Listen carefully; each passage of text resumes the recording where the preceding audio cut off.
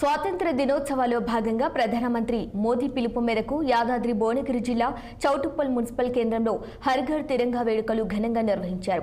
ఈ సందర్భంగా విద్యార్థులతో కలిసి బీజేవైఎం నేతలు త్రివర్ణ పతాకంతో భారీ ర్యాలీ నిర్వహించారు.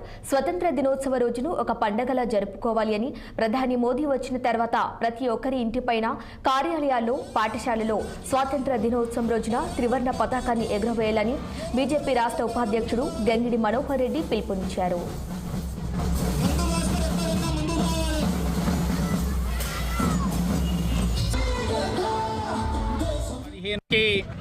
1947 ఆగస్టు 15వ తేదీన స్వాతంత్రం రావడం జరిగింది.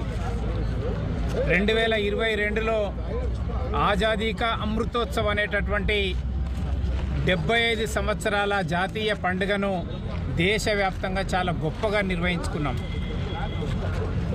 ఆజాదీ కా అమృతోత్సవం నిర్వహించేదానికన్నా ముందు ఈ జాతీయ జెండాకు అనేక ఆంక్షలు, నిబంధనలు ఉండేది.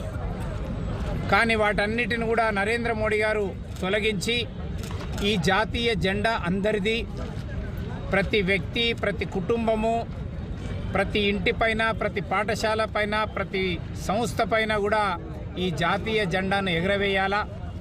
ఈ జాతీయ జెండాను చూస్తేనే ఈ దేశం యొక్క గొప్పతనం, ఈ దేశం యొక్క ప్రతీక తెలియాలనేటటువంటి ఉద్దేశంతోనే ఈ జాతీయ జెండాను మరి అన్ని చోట్ల ఎగురవేసే విధంగా ఆంక్షలన్నీ కూడా తొలగించి ఫ్లాగ్ కోడ్ను సరళించడం జరిగింది.